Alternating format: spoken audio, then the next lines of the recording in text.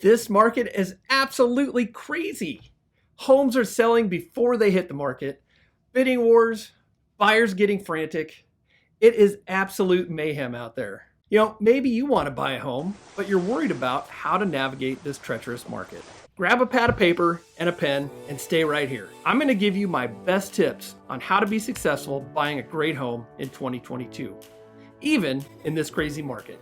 Welcome back to my channel. I'm Tom Miller with eXp Realty. And in this episode, I'm going to tell you exactly what you need to do to be successful buying a home in this market. Recently I was reminded of a great quote. Don't wait to buy real estate and wait. I think there are a lot of people sitting on the sidelines wondering, when is this market going to slow down a little so they can get comfortable with moving? It does take some Jedi-like skills to be successful in this market. Hopefully, after you've learned some of these tricks, you will feel more confident about buying a home. Based on the information I'm looking at, this market isn't going to slow down anytime soon. My last video went into the details about why this is the case. You can click here to watch that one.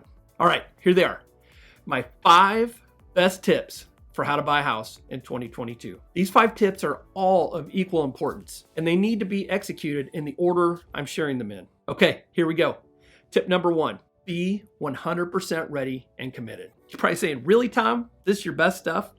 Yes, it is. Over the years, I've watched people struggle and have a lot of stress because they weren't 100% committed to buying a home. They thought they wanted to, but they really weren't in a decisive mindset. So they missed a lot of homes that were perfect for them, or they were waiting for that unicorn deal that was just never going to happen. And in some cases, their ego was in their way.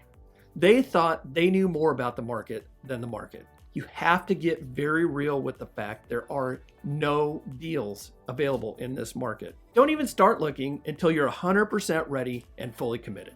All right, tip number 2, know your numbers. Are you paying cash for your new home? Do you need a mortgage? Do you know what the payment looks like, including taxes, insurance, and everything else? How much do you have for a down payment? How much will you end up with in your pocket after you sell your current home? Do you have to sell your current home to buy your new home?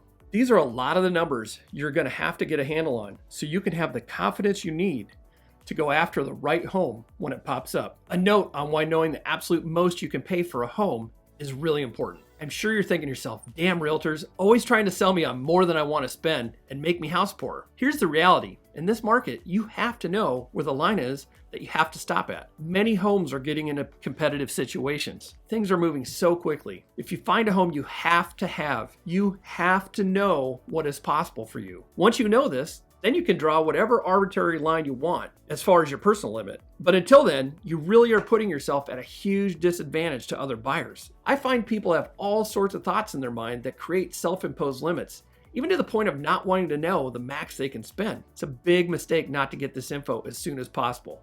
When you know, then you know exactly what you're capable of. Many times I find people don't have a great understanding of how pricing affects affordability. In this environment, most of the time, $10,000 in purchase price is worth about $45 a month in payment. You might be thinking, so for $100 more, I could spend almost $25,000 more?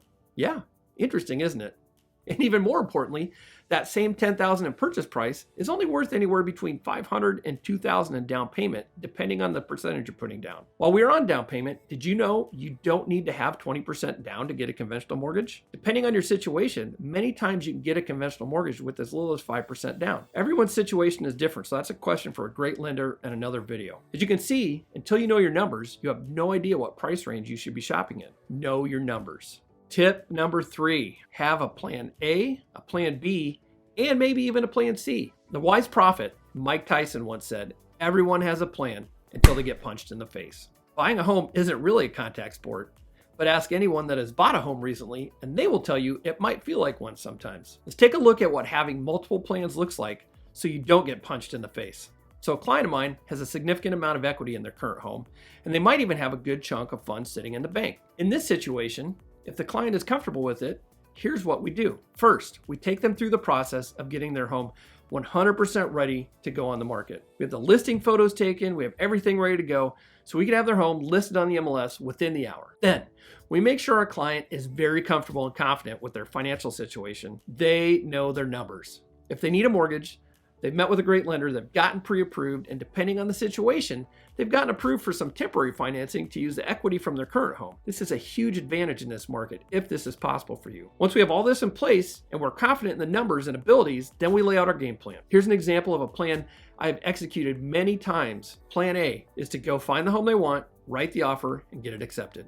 Then once accepted, immediately put their home on the market and get it sold. We then try to line up the two closings so they happen in the same day. If for some reason plan A doesn't work, then we go for plan B. Plan B is to go ahead and get the offer accepted and follow through on the purchase of the new home. But due to issues that affect their ability to immediately list their home, plan on using the bridge or temporary financing to close on their purchase. In the meantime, get their home listed and sold, and close on the sale as close to their purchase closing as possible. This ensures they get the home they want without having to worry about timing everything just perfectly, which, in many cases is not even possible. If the client is lucky to have a lot of flexibility, plan C can sometimes come into play. And in some cases, this is the best plan for a client if they have a situation that makes moving difficult. Plan C is to complete their purchase of their new home, then move into the new home. Once they've moved, get their old home listed and sold. Plan C is a lot more common with people looking to downsize, or maybe they have some projects they want to complete on their new home before moving in. Biggest problem we are working on in today's market is finding a home my client is excited about buying and then making it happen.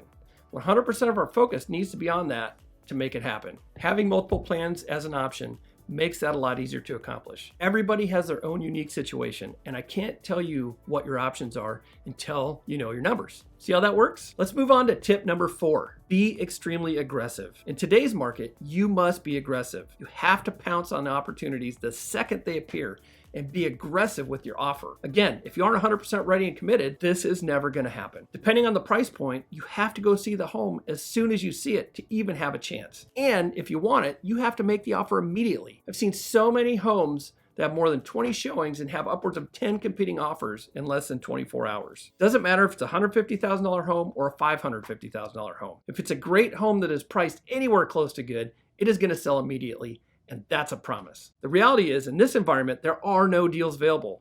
You're just lucky to find a home you really like and have the opportunity to buy it. It's up to you how bad you want it. I've heard stories of people writing offers on 9 homes before they finally get one. In my opinion, those people's agents didn't have them prepared to be aggressive and do whatever it takes. And that is my last tip. Number 5, be willing to do whatever it takes to get the home you want, obviously within reason. How bad do you want it? If you tell me you have to have a specific house, I will tell you exactly what I think it's going to take to win. I have some tricks and tools up my sleeve to make sure we win, but I'm not going to share those here. I don't want to give my competition any ideas. Some agents know what I'm talking about, but most just beat their heads against the wall trying to get their client a home. Again, if you aren't 100% ready and committed and you don't know what the maximum you can spend is and what your options are, then it is just a waste of time to even write an offer. I could go on and on about these topics. This is just the tip of the iceberg on this information. Everybody has a unique situation, and the information here may or may not work for your situation. It's always important to work with a knowledgeable and experienced agent that can help you understand all of your options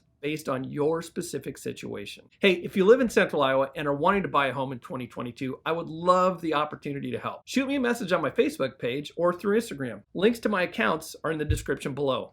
And if you got something from this video today, I would really appreciate it if you would hit the thumbs up button and then also subscribe to my channel. Thanks for watching. See you on my next episode.